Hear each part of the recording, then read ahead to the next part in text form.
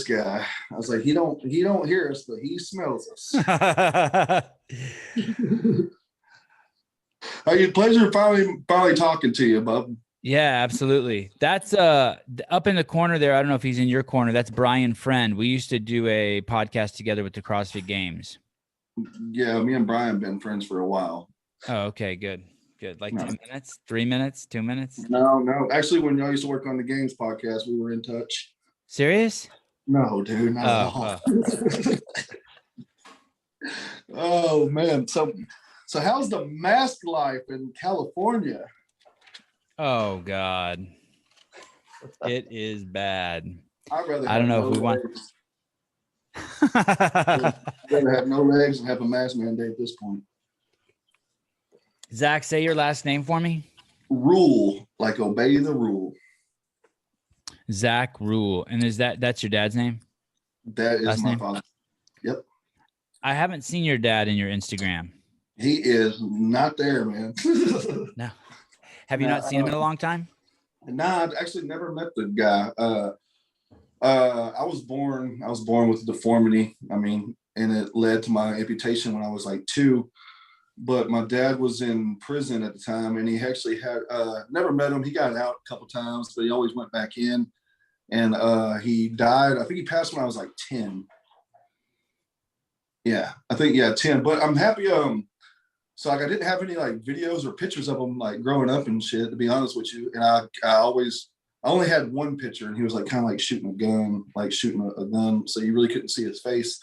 And I wanted to see what he looked like. So I went to the funeral, and I'm glad I did, because I actually met my grandpa, which is his dad. And then we got to spend some cool years together before he passed as well. Oh, that is cool. Yeah, so, man. When you say you're born with a deformity, what does that mean? That means my legs were fucked. They looked like hockey sticks when I first came out. To be honest, there wasn't I don't know what all the issues were. I just know I came out like there wasn't nothing of bionic fluid. My mom, all types of other shit was going wrong. I had an umbilical cord wrapped around my waist, all sorts of stuff. And then I'm actually born. If you could grasp this, I'm actually born with the tibia, the shin bone, attached to my hip. And my right leg is just a regular femur without a knee or a shin. So I actually share one leg. And if you would put them together and put a foot at the end of it, then I'd have a full leg. Oh, interesting. Okay. So if you look at my legs, this one's really skinny, like a wiener. That's a shin bone. I actually got a healthy wiener. I got a dick tattooed on it when I was like 14.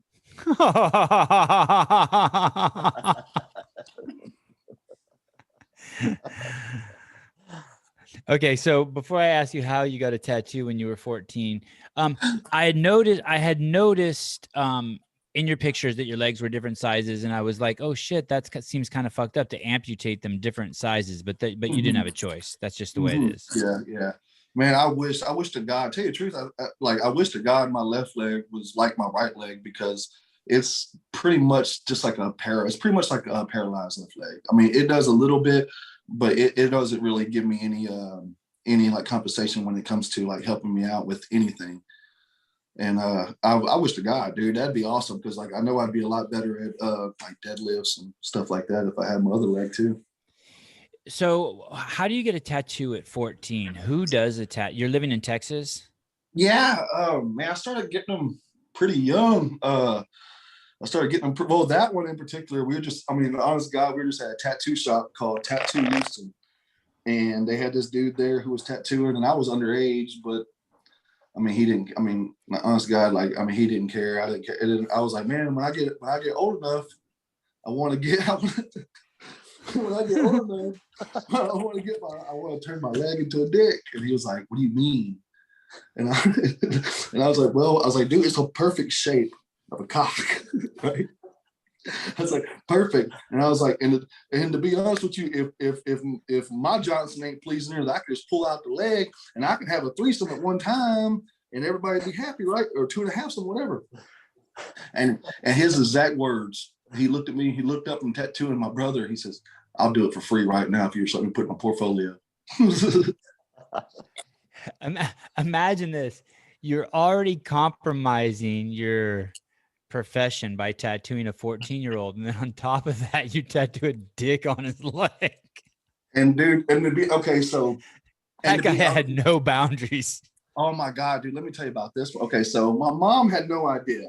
My mom had zero idea growing like that. I had You have to say that. You have to say that. right. My mom had no idea I had a dick leg for the longest, dude. For the longest, right? And I want to say I was in the process of getting prosthetics made, but I didn't go about it all the way, but I was in the process of getting them made. Well, she went with me. They were like, okay, let's have you get in your boxers where we can plaster you. And I was like, oh shit. I pulled it out. I got my boxers, and she was like, "What's that?" She was like, "Oh my!" She was so embarrassed, bro. Like I was like, I embarrassed the hell out of my mama. So you're born, your legs are jacked, and then at 2 years old, they decide they're just going to get rid of them, right? There you go. Yep. And but before then, how did you move around before then? Basically, you just crawled? Yeah. Well, I didn't have a wheelchair until I was 24 years old. When I got my legs amputated at 2, I actually left the hospital on a skateboard. And I stayed on the skateboard, man, all the way until about 24 years old. Whose idea was the skateboard? That's some epic. This is like the white version of Boys in the Hood. I actually kind of picture you being in movies, but you'd be totally stereotyped. You'd be the dude who got shot in the back and lost his legs, but you'd just be yoked with your shirt off, just sitting on the porch in a wheelchair. Have you seen that movie, Boys in the Hood? Yes, dude. I've had like commercial, like they wanted me to do, but they always wanted me to play the part of a veteran. And I'm not down with that, like I'm just like, dude, that just don't sit with me well, bro. I can't, Like the whole stolen valor thing. Well, that, but not necessarily. Like they'll be having a commercial about like benefits and the VA and all this other shit, and they're wanting to use me as a picture of them, And that, okay, I agree. Yeah, I agree. I've had it offered, but like I just can't get past that. To be honest with you. You want to keep it real. If it's a fiction movie, you'll play a fictional character, but you're not gonna absolutely right. Like being a VA commercial is yeah. Okay, but yeah. So you literally rode a skateboard from 2 to 24. I guess that's why you're so good at skateboarding, because I saw the skateboarding videos too, and I'm like, how the hell? Man, I did. Well, I grew up on a skateboard. Like I said, I got one. Well, I was in the hospital for Christmas that year, and for Christmas, until then, I just crawled around. Like I just crawled around the ground. My mom would always, make me do shit. She would always like, she wouldn't never put like cups down on the bottom and stuff like that. She always made me do stuff. So my uncle got me a skateboard for Christmas, and he brought it to the hospital. And then I want to say the following week was my release date. So, it came down to them getting me a wheelchair to push out. And I was like, nah, I'm getting on this skateboard, like this is way cooler. And then I lied a little bit though. So I had prosthetics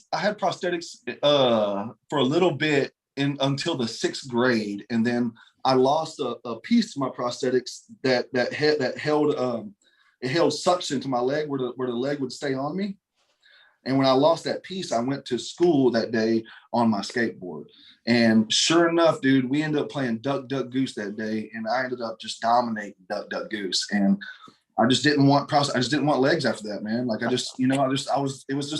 felt like they slowed me down so much compared to what I was already doing, I lost my retainer once, like it fell behind the bed and I just stopped wearing it, but you lost a piece of your leg and stopped wearing it. Being in the 6th grade is just being in the 6th grade. Right? Like you're not thinking about nothing but being fast, having fun. You don't care about anybody else who looks at you weird or what. You're just trying to have fun. Do you wear gloves? I do sometimes when I work out. My hands are pretty bad, so like they're like nasty.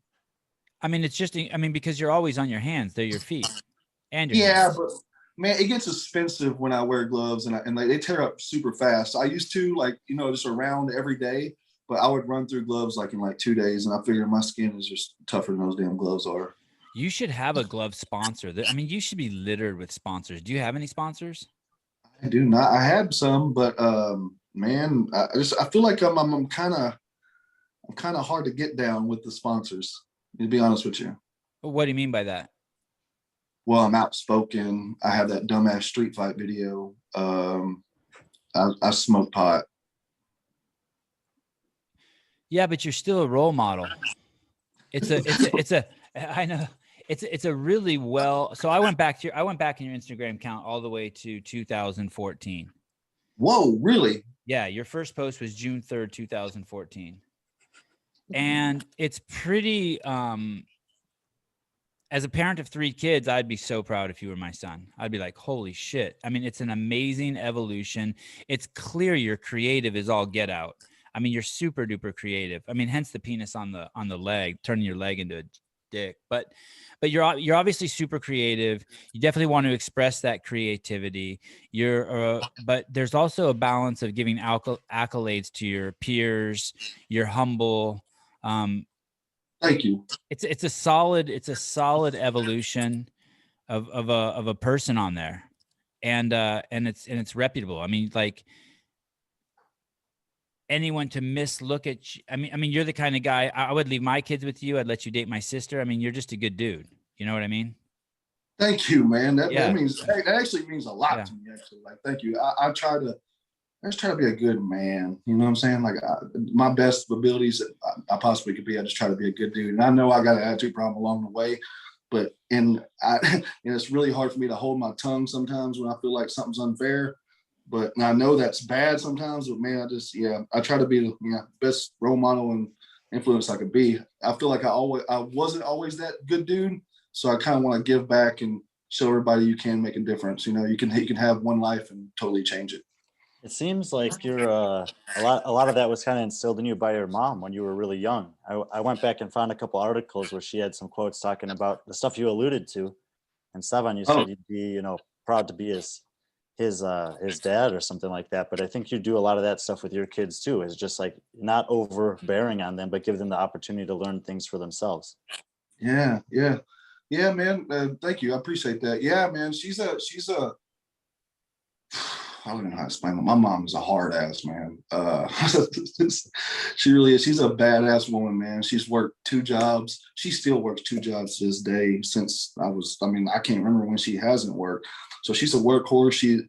She never, like I said, she never took it easy. She had me pump her gas when she brought me to school. If her truck needed gas, I would get out and pump it. I did chores. I washed it. I cleaned the dishes. And she would always make sure that stuff wasn't necessarily harder for me, but she knew I had to work a little bit harder to sustain a independent life. How tall are you? 3'3". Yeah, I don't know, somewhere around there. I don't like That's what it says. No, just like when you're just like there from where your feet are, your legs are, your nubs are to the top of your head. I don't know, man. I'm gonna say like 3'7". And do your hands clear the ground when you're standing straight up? Yeah, for sure. Yeah, I'm laying them on the floor. I'm laying my knuckles on the ground. And what's your wingspan? 6'6". Holy shit. That's crazy. It is a do you wake up every morning and look in the mirror and trip on yourself? No, not at all. Not at all. Like you're just used to it.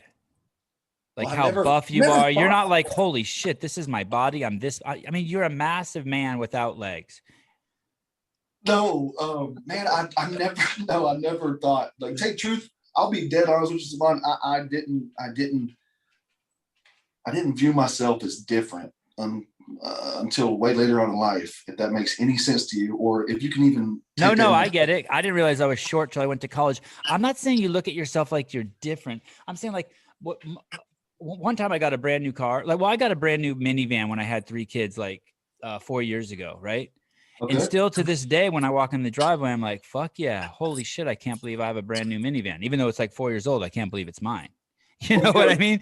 So I'm just like, do you just wake up and you're like, holy shit, this is me. Like, look at these arms and like, look at this physique. I mean, you can't go anywhere without it being a scene, right? Nowhere, not at all. Zero I mean, places. especially dressed like that. Is this bad? No. I mean, you just are yoked as shit. You look like you just fell off the set of a prison movie.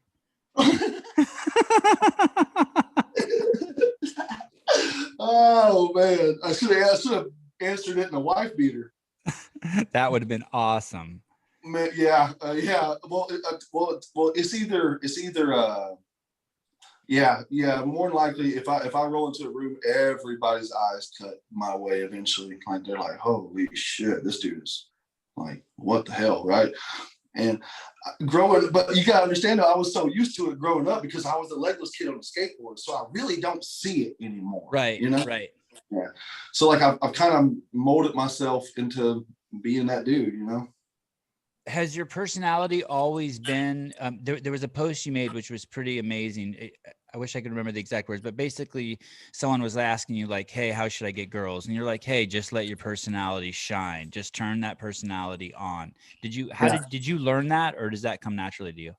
No, it's definitely something I learned. It's definitely, yeah. I was super shy growing up because, I mean, dude, okay, so kids are like, oh, you got kids are ruthless, dude. When they're like mean, they're fucking mean, right? Like, so growing up, like you can imagine the girls don't really want to talk to the legless guy. You know what I'm saying? Like, it's not, you know, it ain't cool yet. It doesn't, their mind doesn't start opening up until like high school level, I feel like, you know, until like, oh, he's a normal dude, you know, he just doesn't miss and shit. So I kind of was real shy. And then I guess puberty hit, man. My sophomore, junior year in high school, like I kind of just like gave up on trying to talk to girls and just started having fun and came out my shell, started skating a lot more and just being open. Actually, I got homecoming king and shit. Like I just like turned it up a notch, and then man, they started kind of coming to me a little bit. So that's why I tell everybody, like, man, you just got to get out your shell and be you. The sexiest thing you could be is you, you know, like, and people are going to see that fake shit a mile away. So you might as well just go ahead and be yourself. I mean, as a kid, if me and you were in the second grade and we're sitting next to each other in class, the only reason why I wouldn't talk to you is because I'm afraid what's going to come out of my mouth, right? Because I'm going to want to be like, hey, what happened to you? So because everyone who sees you, especially as a kid, the white elephant in the room that no one can hide is like, hey, he doesn't have legs. And so people just aren't used to that. Their brain can't even like. So they can't even like process it. And then on top of that, look at your upper body now and your face. And I mean, you look like a model. I used to have 3 Great Danes and I used to just stress the fuck out when I went out with them because everyone wants to like stare and ask you questions and talk to you. Well, you're like going out with 12 Great Danes. Okay. Let me ask you something. Yeah. So you have boys, right? Yeah. If you didn't know me, and you and your boys see me roll by, and let's just say your boys, oh, Dad, his legs. Would you let your son ask me about my legs, or would you stop? We were at the beach the other day, up on top of the stairs. This is, I don't know, like a year or two ago, and there was a guy there. I can't remember. He had something missing, and one of my kids said, "Hey, that guy's missing a leg or an arm. I can't remember." And I go, "Oh, go over there and ask him what happened." You know, good. Like, yeah, like, yeah, Thank you, yeah, just go, like, you're a kid, you're staring, you can do whatever you want. Dude, go over there and ask him what happened. Yeah. That's my biggest pet peeve, bro. And like, he said to me, he goes, what happened? My kid actually asked me what happened. I go, I don't know. Go ask him. Yeah. Man, that's my biggest pet peeve is when people are like, when the kid's like, oh, he has no leg. And they're like, or like, what happened to his legs? And they're like, and they're pretty much like treating me like I'm a monster, right? Like leave him alone. I'm like, no, ask him because he's going to keep on. That mindset is going to be the same unless he hears it from me, you know? Like, I want them to like be cool about it, but man, I get that a lot. That was the one that bugs me the most, probably. I bet people are naturally curious, but a lot of things in our society have developed in a way that it's sometimes people are afraid to ask. Oh yeah, I mean, I imagine it would be scary too. Like I look like I would be the pissed off, bitter, crippled guy that's like mad at the world. I would feel like, right? So I imagine it would be intimidating going and asking me anything in the first place. No, but you don't look like that. Shut up. You don't look like that at all. No. I got a smile on my face, but a lot of people think I'm mean. There's a video you make where you're getting off a plane Okay. and you pretend to fall, and there's these women around you. Two of them are barely capable of holding up themselves. They're probably like 30 or 40 years old, but and they're the ladies who push the wheelchairs. And then there's a stewardess who's in the plane, and you fall out of your chair on purpose. Like they all turn their heads for a second and don't look at you, and you jump out of your chair and land on the ground and pretend like you're hurt for a second. Mhm. How did you come up with that? Who's filming that? Like, how do you do a trick like that? And your shirt's on, you're wearing a sweater, so you can see like every muscle in your body. I mean, it's clear that you're like a freak of nature, but they still like panic. They're like, oh shit, what do we do? Okay. Like, dude, okay. I hate it riding planes just for one reason. It's because you've seen the aisle chair. No.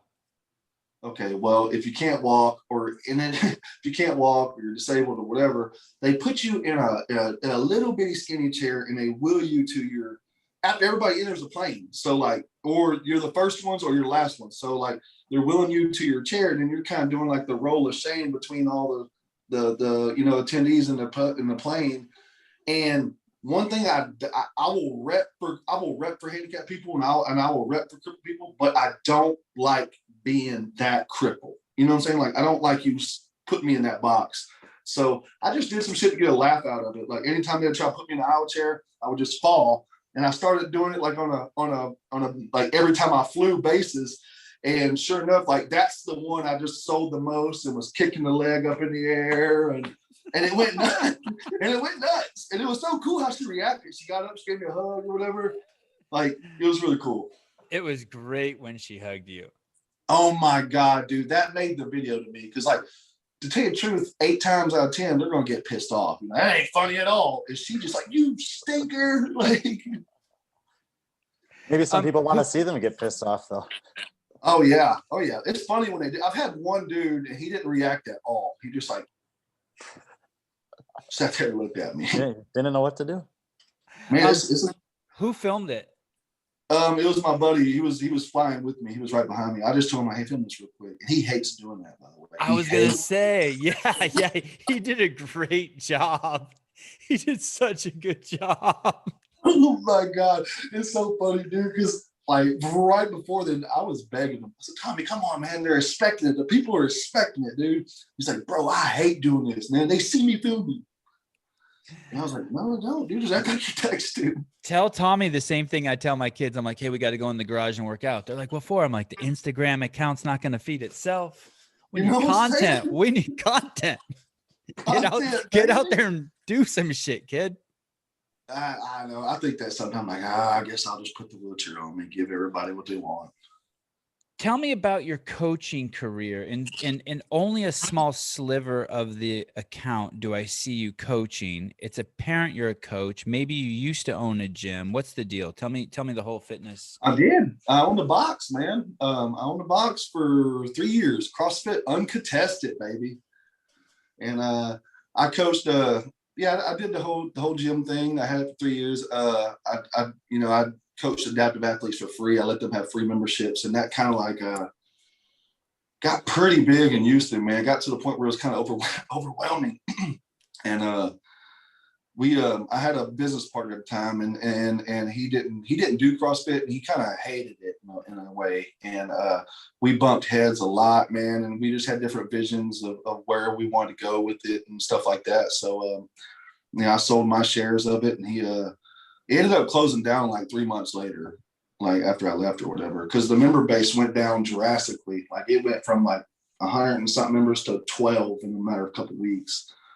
But people that are on the outside looking in, they don't understand that the coach and you see him every day or her every day, and it's a big part of the community. So when you take away that factor, man, it's almost like taking away like a sibling or something for those people, like, so what do you expect?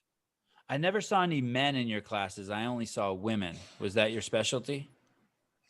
I train nothing but women now either. That's true. Is that true? I mean, I see these classes full of women. I don't see any dudes. Zero. I have 0 guy clients right now, Bubba. How much do you weigh? I weigh 149 pounds this morning. Holy shit. Do you know Kyle Maynard?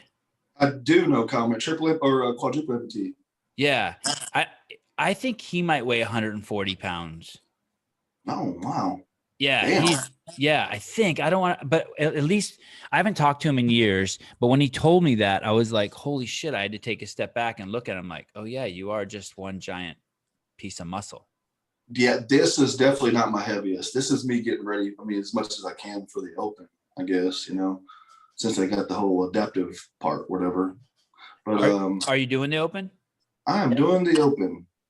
I was going to ask you about it. I saw you were signed up, and it's the first time that you've signed up in 5 years, I think. Why is that?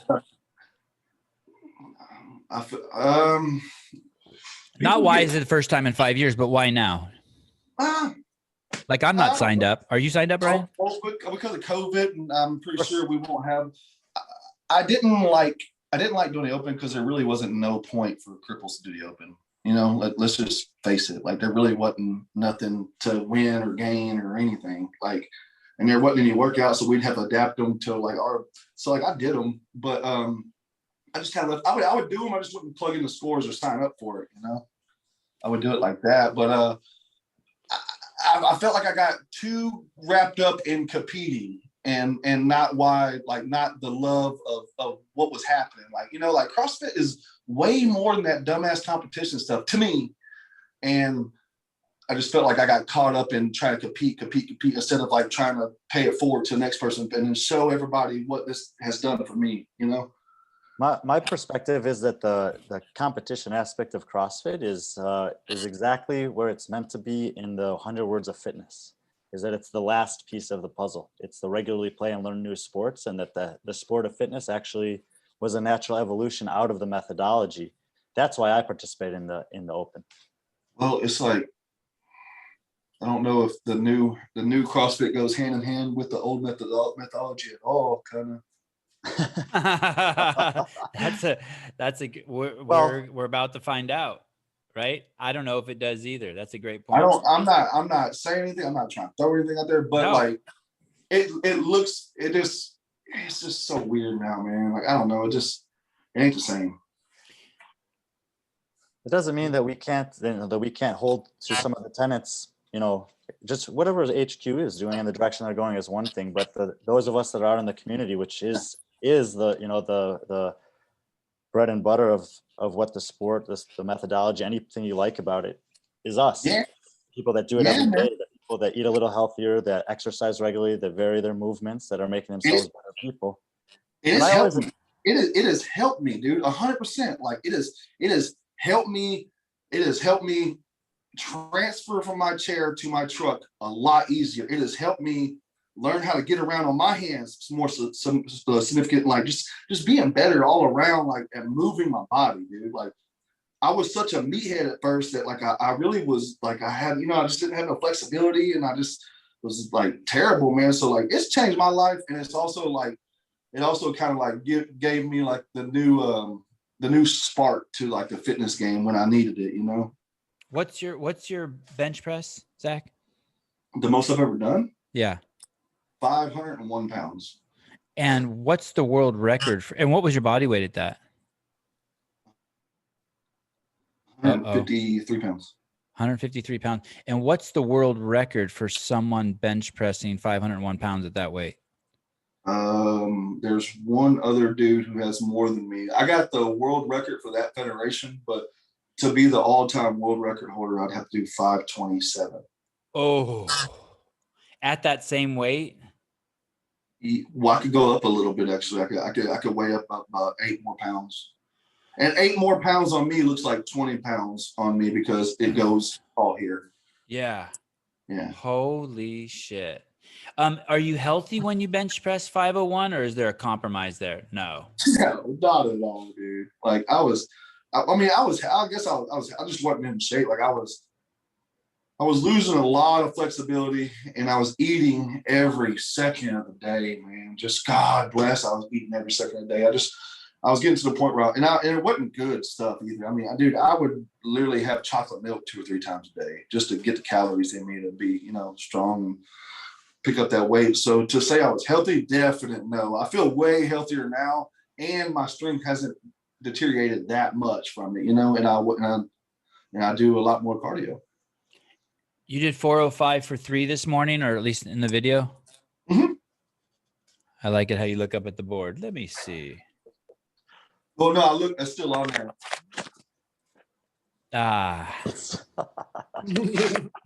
Zach, how old did you say you were?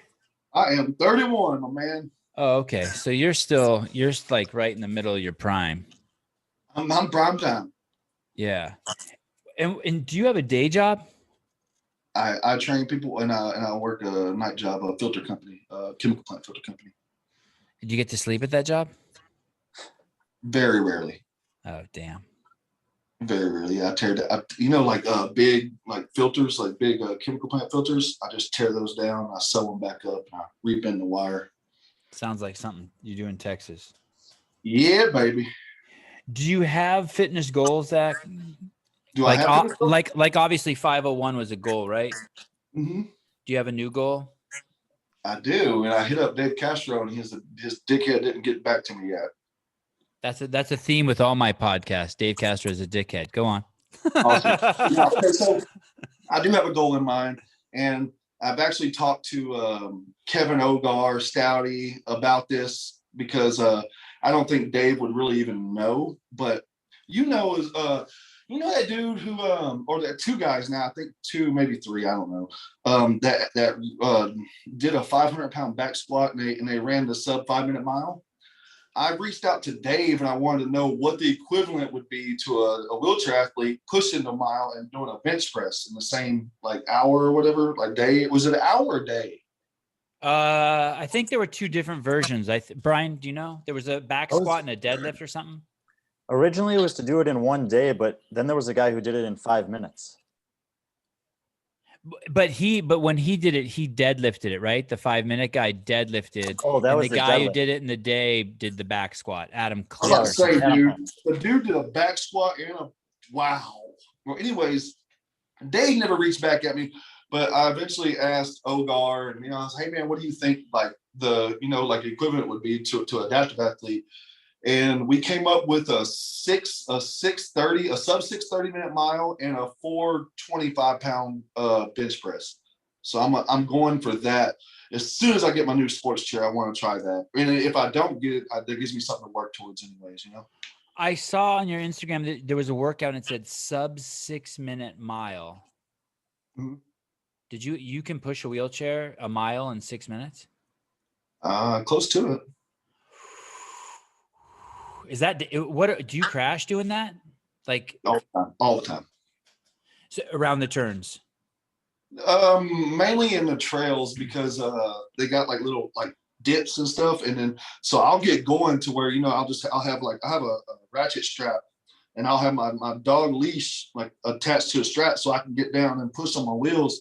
So he kind of helps me, and we're flying, dude. We look like Santa Claus and some damn reindeer. We're flying through the trails, and every now and again, he'll be pulling me, and I'll hit a dip, and I'll just fly out my chair, and everybody will come to my rescue and shit. But that's embarrassing. Has anyone ever thrown you out of your chair? I've gotten punched out of my chair. Okay. Yeah. That suffices. Let's hear that one. How do you get punched out of your chair? How did I get punched out of my chair? Well, was it a face shot? Did you see that? Did you see that fight video? I have not seen it. No. Oh, thank God, dude. You probably. I'd have canceled the podcast. Fuck this, dude. No. It's actually, dude, like it was the worst at the time. Okay. I'm coming out this ball. You could do it after this, or I'll send it to you on Instagram, whatever. I'll send it to you. It's only like a 20-second clip, but I kicked this guy's ass. I'm on a date actually, dude, and I'm coming out this bar, and this is on Veterans Day of all things, dude. So they think I'm a wounded vet in the first place. And I'm coming out, and this dude, I get my wheelchair. We gotta go down steps, so I had my wheelchair on my back, and I was like kind of jumping down the steps. And I get down to the end of the steps, and I put my wheelchair down, and when I get in it, This son of a bitch sits in my lap and he starts twerking his ass and then in front of his friends trying to be cute in front of his buddies. And I got real pissed off and I slapped his ass. And when I slapped him, he kind of fell off my lap and he turned around and he like punched me. And when he punched me, I fell. And then after I fell is right when that video starts that you'll see shortly. And yeah, all hell broke loose. It's bad news if those arms grab someone, huh? Those hands and arms that you got.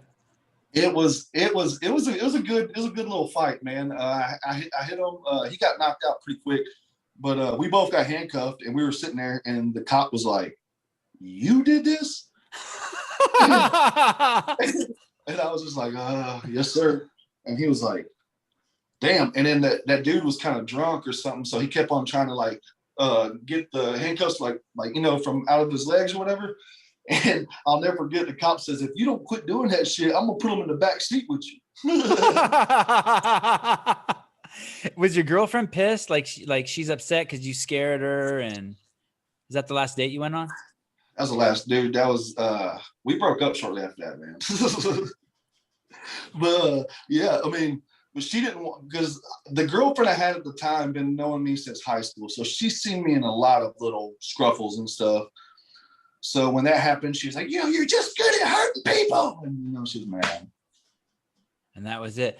It's amazing.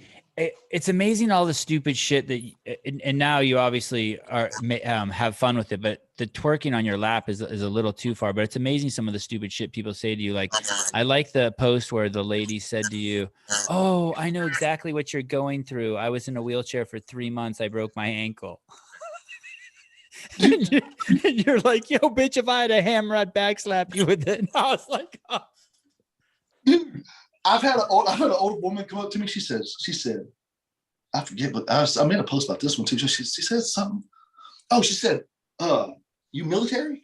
And I said, "No, ma'am. I was actually born like this." She says, "Horrible way to live, huh?" And she walked off. straight savage, bro. Like I just like was like, "Oh my God!"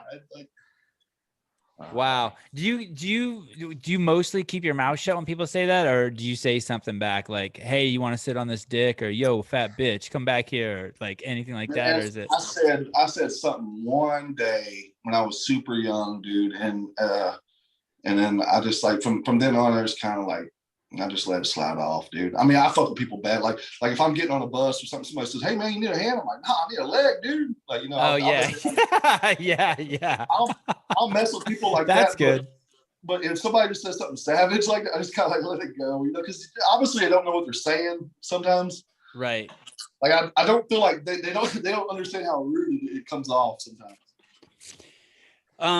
I used to hang with Greg Glassman a lot, like every day for 15 years, and he had polio as a kid, right? You never got post polio?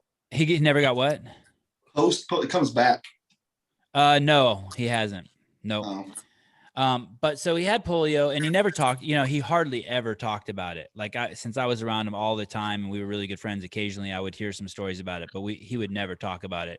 And basically it's a horrible thing for a couple of reasons. One, it ravages your body, but that's not the horrible part. The horrible part is the way people treat you. Right. Yeah. And, one time he told me one of his, like, the reason why he never talks about it, because the thing that bugged him the most is like he'd be at a swim meet or a gymnastic meet, or he'd be at some event and someone would be like, "Oh, that's really good for a kid with polio." And that, he said that was the part that was like, that was the part, like he just wanted to hear, I guess he didn't say this to me, but my takeaway is he just wanted to hear, "Damn, good Glassman kid's a beast." What? Yes. Dude, I hear it all the time. "Man, for a no-legged dude, strong as shit." Like, I'm like, why can't I just be strong as shit? Like, regardless of legs, not weight, whatever, I'm just a strong, like, why can't I just be a strong ass dude, You don't even know any other no-legged people. Shut the fuck up. You know what I mean? That's what you should say to him. How would you know if I'm strong I know a strong-legged dude, a no-legged dude who benches 2,000 pounds. And then you get that, and you get the ones that are, "Oh, I would do that. I could do that too if I could focus on the arms all day long." I'm like, okay. Yeah, that's okay. Dude, It's funny. there's so, It's like people saying so like, if women who say, I don't want to do CrossFit, I'll get too buff. And my response to them was, you don't have the work ethic to get too buff. That's the last fucking thing you should worry about. I say it straight up to them, like, fuck people, you. and I might be wrong, but here's what I've noticed is people will hate on whatever I do, or they'll say is to why it's easier because they themselves can't do what I can do. Now they're trying to justify why they can't do what I can do, and I'm just a cripple boy. Well, I go to your Instagram account and I see you doing muscle ups, and in the 6 posts I've seen where you do muscle ups, you've only done 3. The max set I've seen you do is 3, and I just did 5. So that's what I tell myself. I don't tell myself. I just say, oh shit, I'm stronger than that dude. Are we going for max effort muscle ups next? Well, I just know that every week I'm adding one, and this week I did 5 strict, and next week I'll do 6 strict from the seated position. I might tell you. Okay, so I'll put the chair on. So next week I do 6. You can play catch up if you want anytime. You're at 3. I've seen your account. I'm gonna put the chair on me and do 6 today. Strict, baby. Oh, that's pretty good. No lie. Like I've seen you do muscle ups. Your form is pretty good, dude. You got a good turnover. So it's my bread and butter. One trick pony. Oh boy. He likes to tell people he has the best muscle up in Northern California. Yes. Yeah. Zach, what do you know about wheelchairs that people who don't use wheelchairs not know? Like it could be anything. Like you got to replace the seat every 6 months, or they smell like ass from you sitting in them, or they cost $3,800 and they're pieces of shit, or like what's the deal with the wheelchair? Tell us something. They're expensive as shit, and insurance doesn't cover it all. That's what I will say. It's like I want that to be out there at the most, is because people think, oh, you end up in one that you just get the shit for free. No, man, they're really expensive. Dude, they're talking about like car expensive sometimes. What's a super high end wheelchair? Can you buy a $20,000 wheelchair? I've never seen one that high. My wheelchair is $4,500.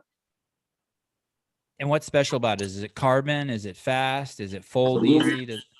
Well, mine had I'm actually sponsored by a wheelchair company, but we had a tamper with mine because I have a real hard time keeping wheelchairs intact. So we went with like I think a whole inch thicker tubes. Everything's welded on. If it's not welded on, then I don't have brakes on my chair because brakes are for pussies and they break easy. And yeah, just like the little bells and whistles everybody wants, all it's just going to do is it's going to break down on you in the first place. So finally get you a good fixed chair and that doesn't fold up. Them are the best. Like don't get you a fold up chair. Get you a nice fixed chair that's meant for you. And it's a game changer. I ain't never wore shoes, but I feel like it would be going from Skechers to Nikes or something. Okay. And why is your chair having trouble staying together? Is it because of all the takes it requires to do those chair coming out of the back of the truck videos? My last chair broke because I was doing a handstand on my truck and my buddy slammed on the brakes and I did a front flip off of it. So I've seen the video saying, and you wrote on the bottom, I know you wanted to do a brake check. You're telling me he really did do a brake check? He didn't mean to, but he tapped on it. And when he did, dude, I went flying. Luckily, I landed on my wheels, but my chair was real bent after that. And I had to get a new one.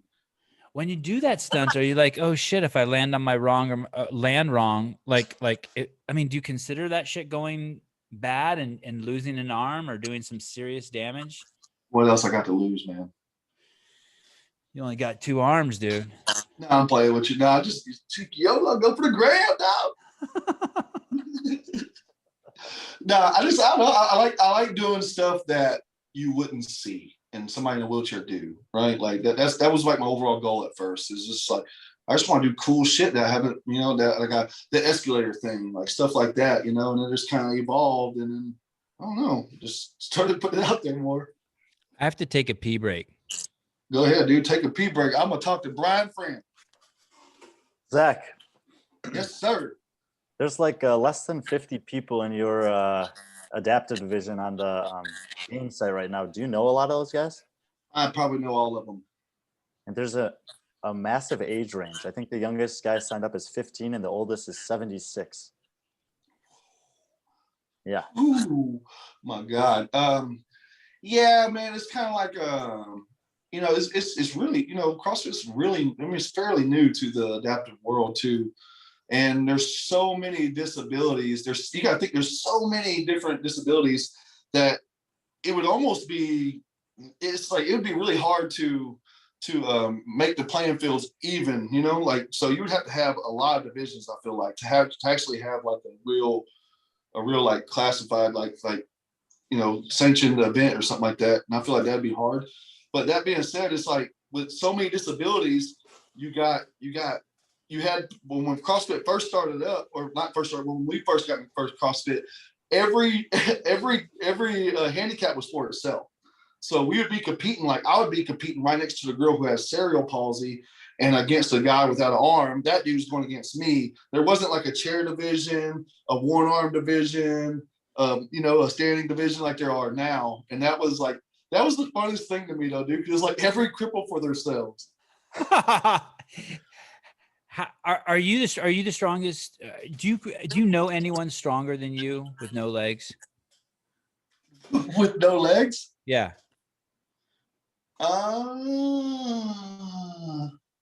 Stronger than me with no legs. I know somebody around the same strength as me with no legs. Is it the guy I saw on your you plugged him on your Instagram? He benched 405 for 2 or 3. No, not him.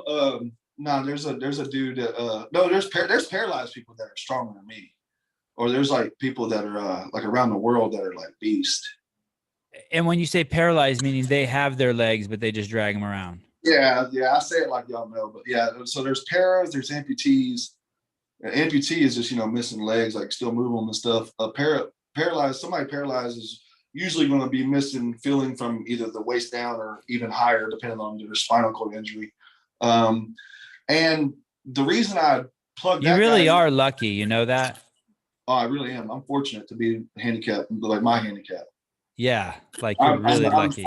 I'm really, really blessed to have less. Yeah, and you got to keep your dick, and you didn't have to deal with being paralyzed. And I feel my dick.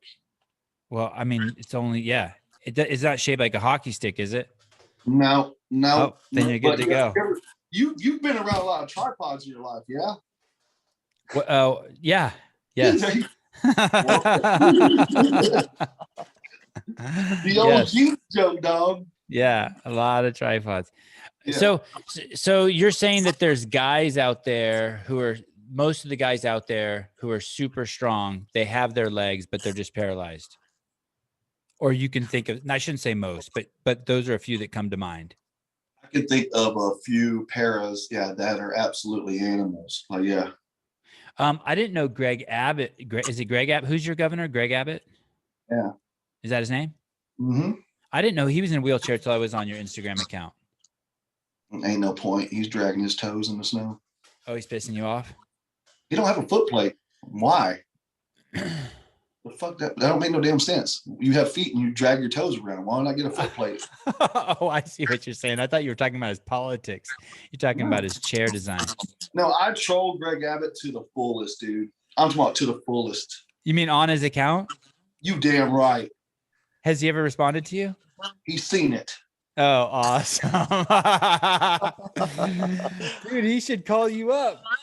Dude, I have said out loud that he's seen it. I said, all I want is a response and I will stop.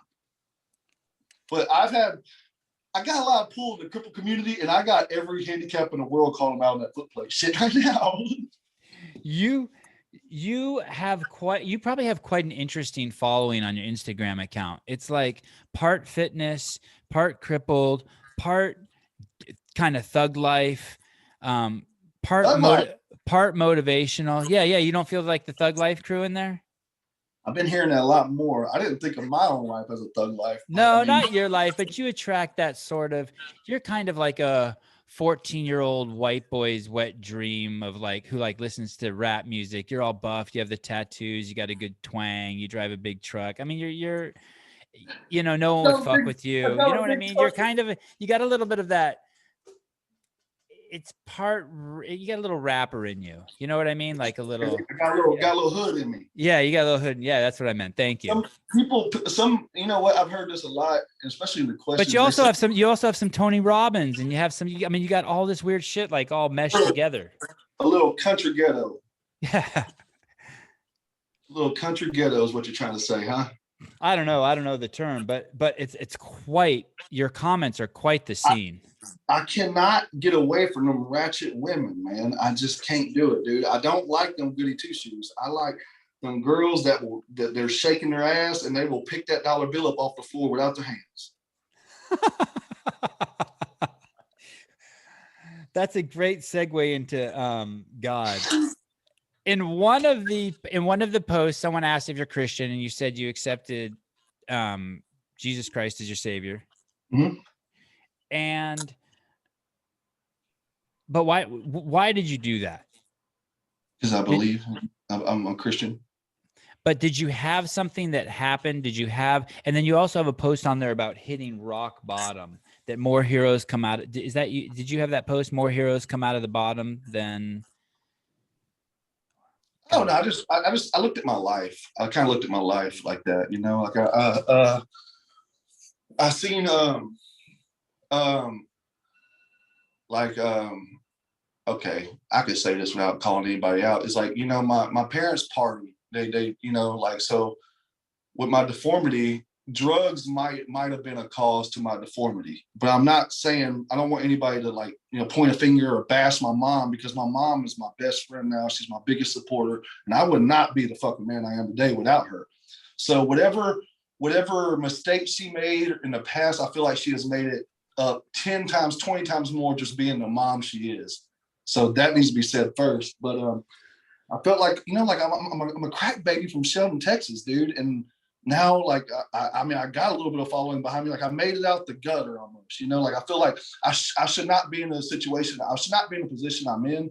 I feel like I was blessed. I am blessed. I feel like and to be honest with you, I've seen addiction and what it could do to people. And the only way possible, I feel like my family, my mom pulled out of addiction like that is through, like, the love of God, man. I just don't see how like, man, she was bad and then now she's good. Like, she's a total 180. Like, she preaches every day. She goes to church every day. Like, she's an awesome person now.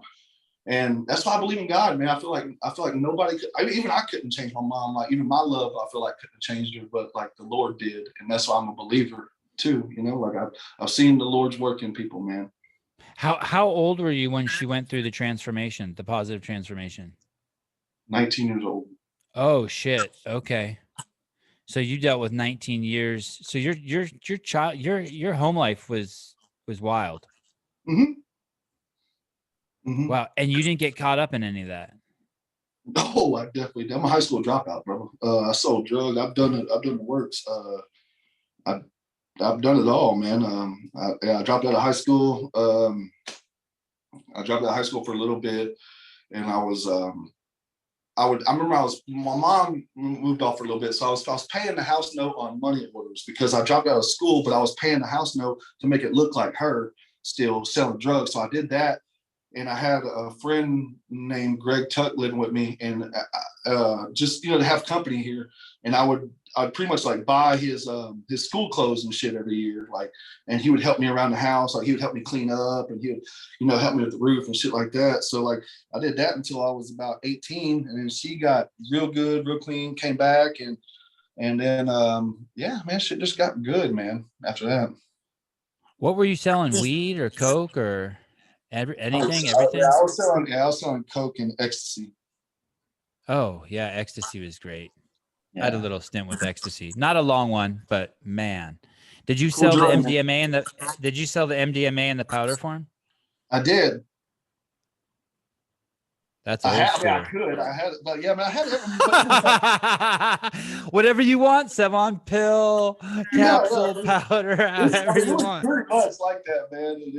It got like that for a little bit, but yeah, man. Like I said, and then to be honest with you, she was like, you know, like I you know, I want to get better at this and that, blah, blah. And then she said, she was like, I want you to move away from Houston for a little bit, because she knew I was going down the wrong path myself. And, she wanted to get right, and she wanted me to be right. And I moved to San Antonio for about a year. And then when I came back, that's when the whole 180 change was like, she was a completely different person. Holy shit. And you got your mom back. Oh yeah. So, I mean, dude, even as throughout like partying years or whatever, my mom was always a good mom. You know what I'm saying? She was never like that. Like, so there wasn't nothing I can really say or do. And do you see her every day now? Almost every day, close to it. How close does she live to you? 4 miles. Does she ask you for grandkids? All the time. And what do you say? You got the dog. Awesome. Do you want kids? I do. I've noticed I don't got baby fever or anything, but I've noticed the want for kids more now than definitely in the past. I didn't want kids, but I ended up with 3 of them, and I didn't have my first one until I was 42. Yeah, dude, you are fucking. Oh, dude, I know tons of cripple with that blue pill if you ever need it. Got you. Someone asked you in one of the questions. This is another brilliant question. It's almost like you make these up. If you had a kid, would you want him to have legs? God, but duh, right? Duh. But I think what they meant to ask you is if you had kids, would you want them to have your penis? Because I got three boys, and one of them got my penis, and God bless him, he's a lucky one. And the other 2 didn't. They got someone else's in the gene pool. I got 2 nephews, dude. Like, one of them was blessed. The other one's just like, the other one will hate on them for having a little dick too. You won't recover from that.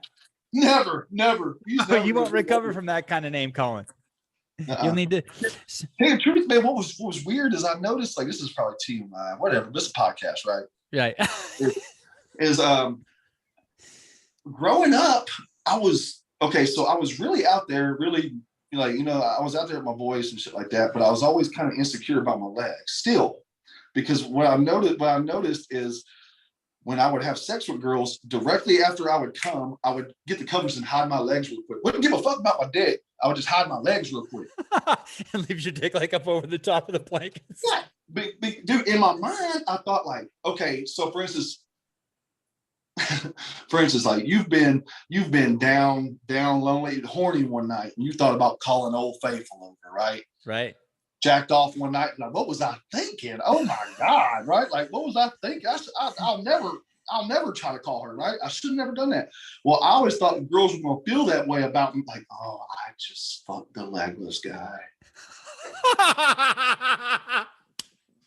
Right? I don't know if girls are like that, because I'm a guy. But if you're a girl and you're listening to this podcast, that story that Zach just told, look at every single man you know, from the fucking Pope to the Dalai Lama, and they've done that.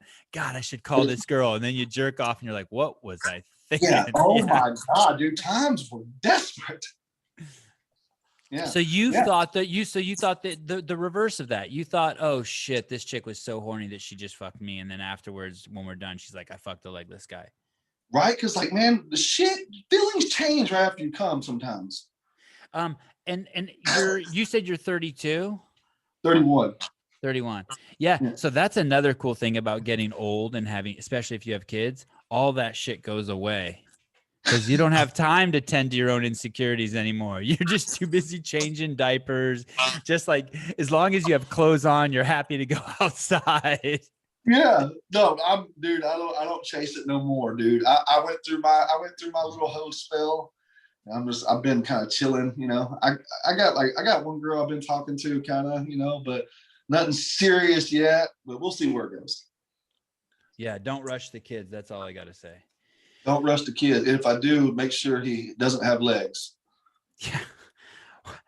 What? If that son of a bitch comes with legs, I'm like, no, that ain't mine. Right. I don't know what's attached to his hips, but that ain't my baby. Why did you switch at 24 from a skateboard to a wheelchair? What finally clicked for you? I got in wheelchair sports. Okay.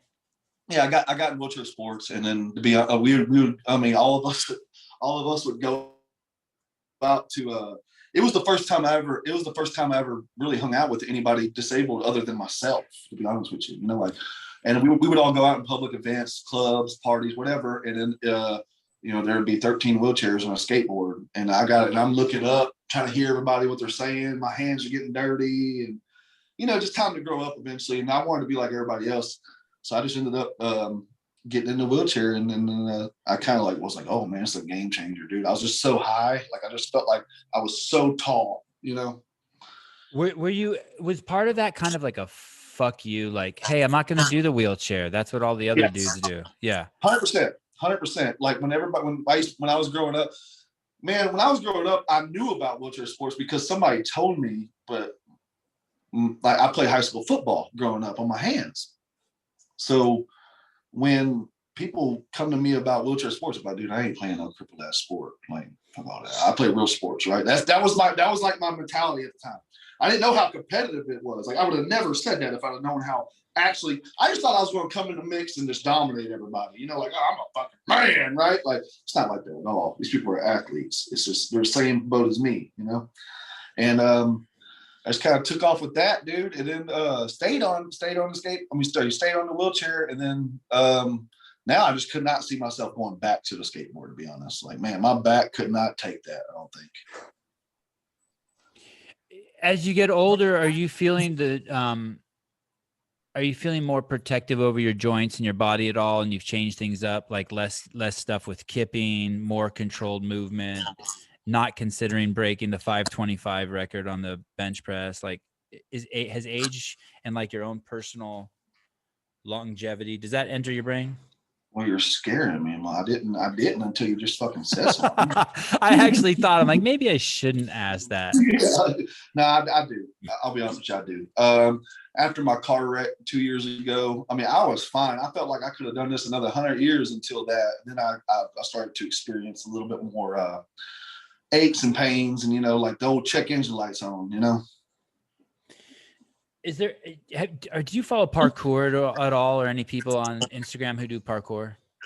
I know of it. I don't follow anybody, no. Because I was thinking, like, the next evolution of you, like someone who's following you now, who's like an 8-year-old kid, it should be like you, who's into parkour. Oh, I'll definitely get into parkour. It's a French martial arts. You're too old. You're too old. You're too old. Parkour, French martial arts to get over and around stuff, right? Yeah, it's funny. I never thought of it like that, but yeah. No, it is. That's the definition of it. A French martial arts to get over and around things. Yeah, it's cool. Well, you know more about it than I do. Yeah. I look up because like, I want to know the definition of parkour. Like so maybe you already do parkour everywhere you go. Hey, Michael Scott. We all do. Who's that? You don't watch The Office? No. Oh man, what a loser! California. Brian got it though. Brian got the joke. Okay, cool. Everyone listening will get it too, so don't worry. Parkour. Yeah, how do you not watch The Office, dude? I'm too busy doing podcasts to watch TV. Too busy stuck up Greg Glassman's ass. Yes. Those days are over. I have my whole body back now. I'll play with you. Oh, what happens when your dog gets in a fight? He's only been in 2. One was at the park, which was kind of like his fault, and I apologized. And it was actually a Great Dane, dude, big old dog. And, you know, I apologized and was like, sorry. And the lady was being like a little asshole. She was like, that's why you should get your dog neutered. And I was like, that's why your dog shouldn't be a pussy. But anyways, yeah, he got in that one. And then the second one, I was just Did you have any issues breaking it up? Do you have any issues breaking it up? Or are you just getting the mix? No. I'm not scared of any dog. No. No, I just grabbed them. I grabbed them both by their collars and started pulling on them.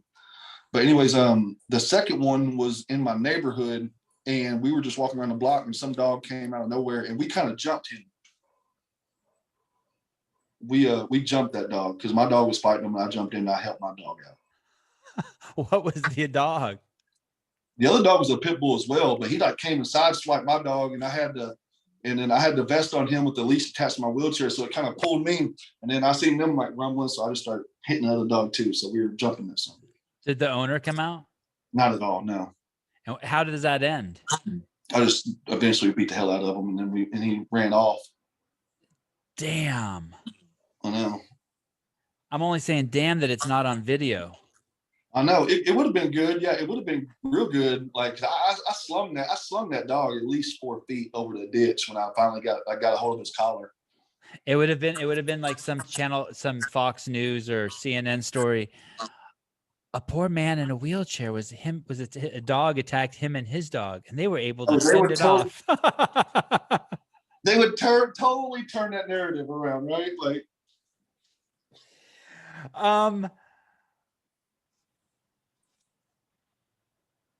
what do you got in front of you? I got 4 pages of questions. I'm just like, holy shit, which one should I do? Which one should I do? All right, shoot. What does your mom think about your Instagram? What does your mom think about your fame, your popularity? What do you think about your fame and popularity? I mean, the account has doubled in the last couple of years, right? The count has? You think so? Yeah. I remember when you were like at 70,000 and I was like, fuck, I got more than this dude. And then like, I looked again recently. I'm like, oh shit, he's 60,000 past me.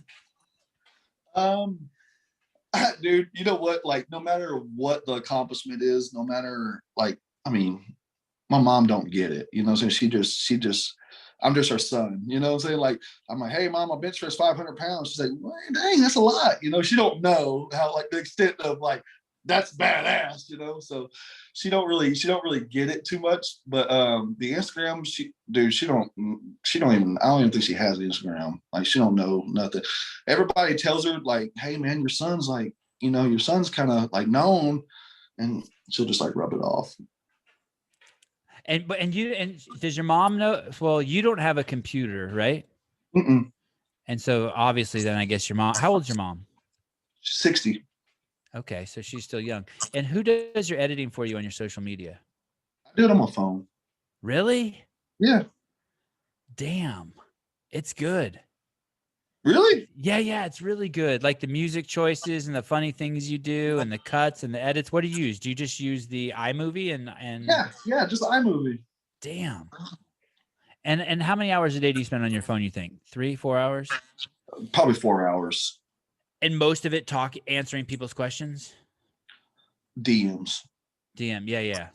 I try to answer a lot of DMs, especially from like other people in wheelchairs or whatever, saying that like I influenced them somehow.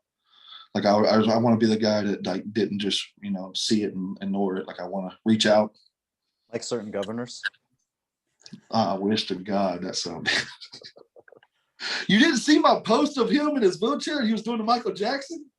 God, dude, hey, so you post like 3 or 4 times a day. You break all the Instagram rules. How many times are you supposed to do it? You're only allowed 1 a day, but you don't give a fuck. I don't know. It's just the rule. It's like it's in the Bible. Really? Yeah.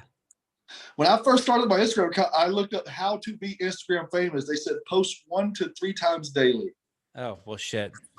What do I know? I was just the media director of CrossFit for 15 years and I got fired. So just don't ignore anything I say.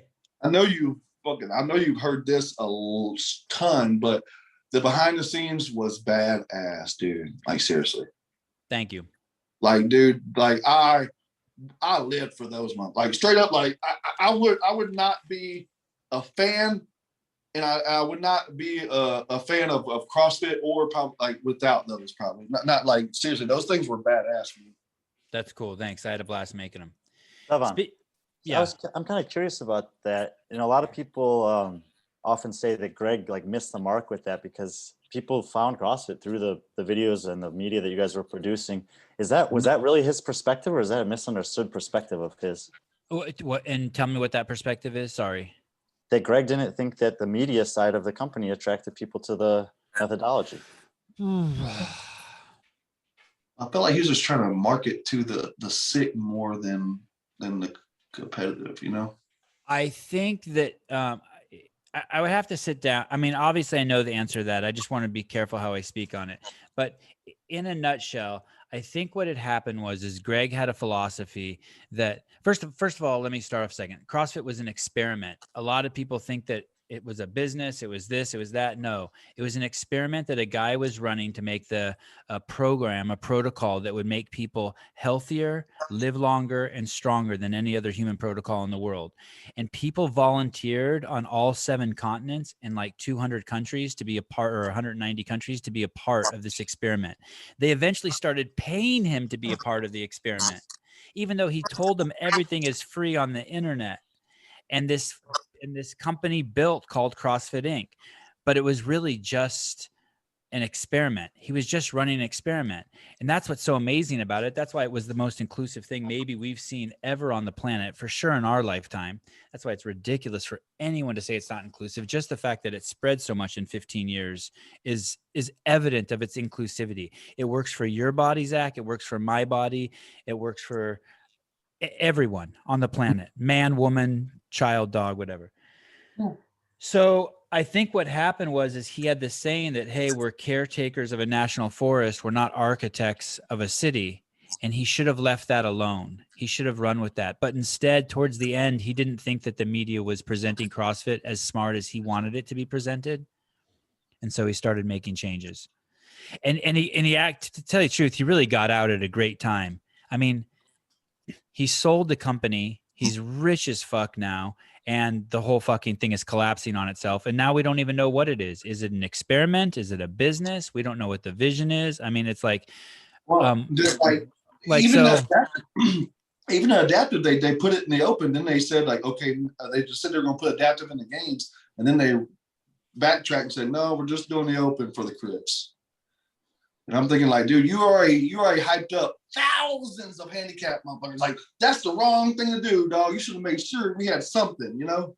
Like, if you're going to say something, you need to act on it. And then they rattled the beehive, and now all the bees are like, where's the target? Zach, I was talking to a friend of mine today who's, he actually would qualify in 2 of the adaptive divisions, but he's also found ways to be like competitive just in his age group. He's, I think, 44 to 49.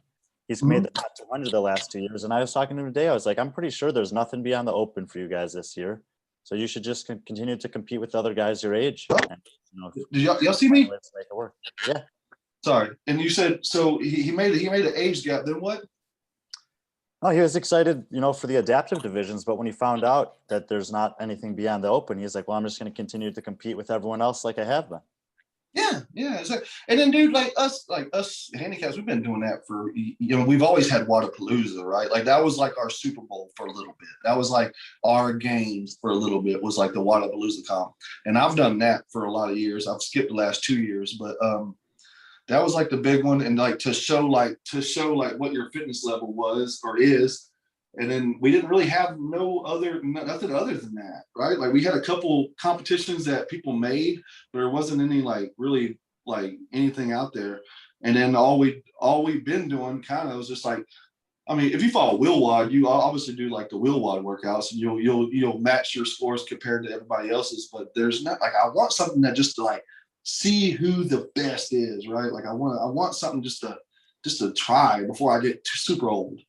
Hey, you should just enter the RX division and just modify and just enter your scores and just modify everything as you go along. Like, fuck you, like. I don't think it'd be that hard. Like, okay, like I've done RX competitions before, like in regular, like communities or whatever.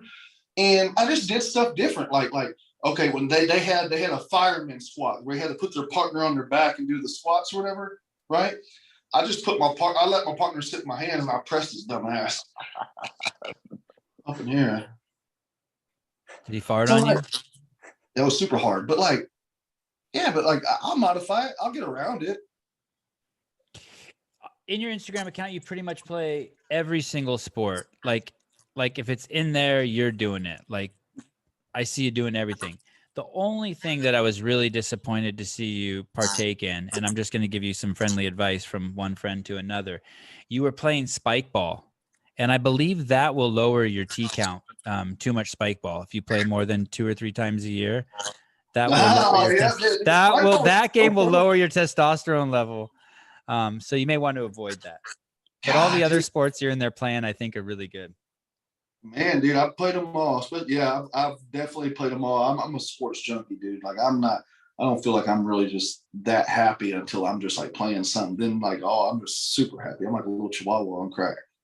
Were you happy in that photo with Jackie Perez? You look pretty happy. Man, when was that? 2015, July 25th, exactly. Wow, dude. Jackie Perez. Miss Jackie Perez, if you're watching, we've been fucking with each other for the last like 4 years now. Tell me about meeting Rich Froning. There's a picture of you with the Mayhem team. Where is that? Is that in Cookeville? That was Wadapalooza. Okay. I didn't know they did that stuff. Okay. Yeah, that was Wadapalooza. That was cool, man. I mean, I wasn't going to be a fanboy because I don't like doing that too much. My buddies were with me that year, and they were like, "Bro, isn't that like the best? Like the best, like the GOAT?" And I was like, "Yeah." And they're like, "Go get a fucking picture, right?" Like, so I kind of like nutted up and went and asked them for a pic. But I hate doing that. Did he? Did you have a chance to talk to him? No. Oh, but damn. And I'll give a plug right here though. One of the coolest. He's really cool. He's really cool. He gets overwhelmed in crowds, but he's cool as shit. Oh no, he seemed like it. He seemed like a super nice guy. I mean, he was like he just got off the competition floor or going on the competition floor, so he didn't have a lot of time in the first place. And I wasn't trying to have a conversation with him. I know how it is. I just wanted to pick, just to say I met him, And then yeah, I mean, there's that, but it was cool meeting him, dude. Like it really was. Like, I mean, dude's a G, The only game, the one game. I mean, I don't want to be on his nuts like this because you're doing your thing with him. But I have bragged about this. Is when I met Josh Bridges for the first time was at Wadapalooza, and he was the most down to earth. Like he was like, and what's crazy, dude, is he was like, "Hey, dude, I know you." He's like, "You just hit 405 for a triple in front of Miranda, right? Miranda, whatever her name is now." Yeah, yeah. Use what you want. It's a podcast. You could say whatever you want. You could use whatever name you want. I don't know her last name right now. It's Alvarez, but I just like it. I just love shit getting all messed up. Yeah, so he that was like the first thing that come out of his mouth, dude. And you don't understand, dude. That meant the world to me. That son of a bitch just seen my bench press video. Like, so that was so cool of him just to throw that out there. Like, I thought that like meant a lot to me at the time because I was super young too. I told him today that I was going on to do a podcast with Brian Friend and with Zack Ruhl. He knew exactly who you were. He had no fucking clue who Brian was. Even though we've done a podcast together before, he doesn't know me. Oh, it's so funny.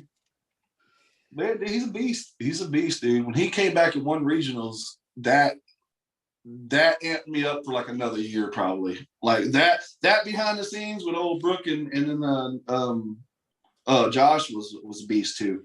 That was amazing that he did that. Yeah. And amazing she did that. Okay, I think I've gone through all my questions.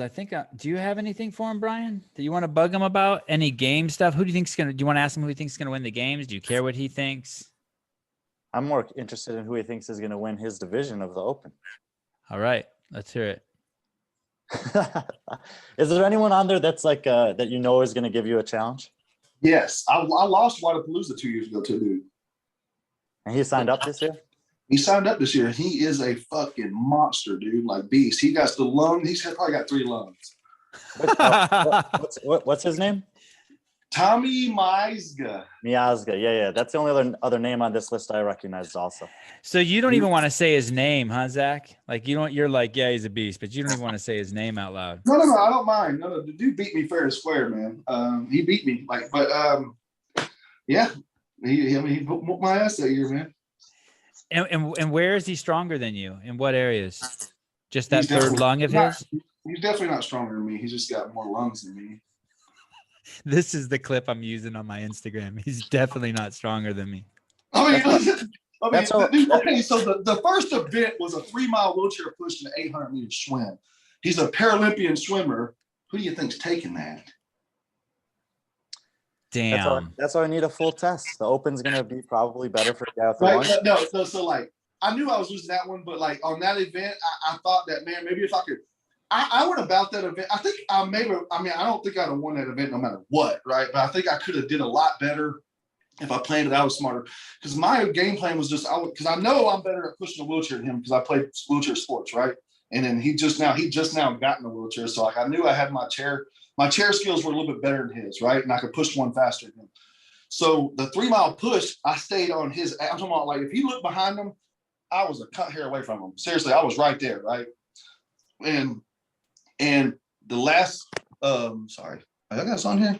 Sorry, the last mile, the last mile of the, damn, stop calling me. Sorry, people are calling me like. I love it. All right, so the last mile of it, I just took off. Right? Which I should have left out right when the race started. I should have took off like a bat out of hell and gave myself some separation to get ready for the swim, right? My dumb ass did not do that. So like I got a little bit into the swim and here comes his action. I'm talking about when he passed me up on a swim, he looked like he was Jesus walking on water, bro. That son of a bitch is so fast. I thought it was a seal.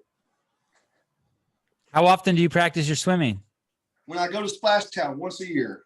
Oh shit, that's it? That's pretty much it, man. How old were you when you learned how to swim? Like 3 or 4. Okay, and was it easy? Did it come easy? I don't even remember. Oh. All right. I don't even remember. Yeah, I remember them trying to like teach me like little shit, like, you know, hold your breath, try to float. And I like already got that down. I remember like, this is stupid. I remember learning how to swim. I think I was like 5 years old. My mom held me like this, like a piece of wood in the pool, and then told me to close my eyes and hold my breath and let me go. And I floated. I was like, all right. I'm good to go. Yeah. God, dude. Yeah. No. I didn't learn. Like I learned from like my folks, I think, but we had a German Shepherd at the time. And if you jumped in the water, the German Shepherd was trained to like pull you out of it or whatever. So like I guess like I just gave it a run one day and I kind of like broke my fear. Like I just went and jumped off the balcony and then landed in the water. Just the dog came and saved my ass. And I was like crying. I wasn't scared to swim really. He was used to get packages out of the water that were dropped from plane overhead. And then people like, yeah, I've done that. I learned how to swim at a young age, but I don't think I've had that many lessons on it though. I don't think I ever did lessons on them. So you don't train. So you know that there's going to be swimming in Wadapalooza and you don't just start hitting the pool 2 hours a week or 3 hours a week. You just are like, fuck it. No, I don't give a fuck. Oh, it's awesome. I mean, look, dude, it's like, you know, Rich Froning walked one event, remember? But he didn't train to walk it. I don't train to swim it. He just blew a gasket or something. Dude, I remember the first year at Wadapalooza, it was so bad that, you know, the lifeguards are on jet skis, you know, and they're like kind of going around you at all times and shit. And I can only imagine how stressful it is for them because I feel like it would be super easy to lose a cripple. You know what I'm saying? Like we get hung up and shit. So like I remember I was drifting off so bad they were kind of like, hey, you need to come back to the left. And I remember I was backstroking, bro. And I was like, leave me fucking alone. Leave me alone. Like I was dying, dude. I held on to the buoy for like 10 minutes the first time. Good times, baby. Zach, we're at 90 minutes. All right, man. Sounds good. I had a pleasure talking to y'all guys. Yeah. Thank you. You and Josh are my two favorite people. You may have Greg Abbott, but I have you and Josh Bridges to troll. I appreciate you for that. I do got Greg. Man, dude. I'm trolling 1,000% coming up. You just wait for this. Yeah, so the foot plate on my sports chair I got coming in is Greg Abbott's face. Serious? Yes, I'm serious. Awesome. Stand by. Can't wait, man. I can't wait. If he don't respond to that, I don't know what he would respond to. Well, thank you. That's a good way to end it. Brian, thank you. Yep. Talk to you later.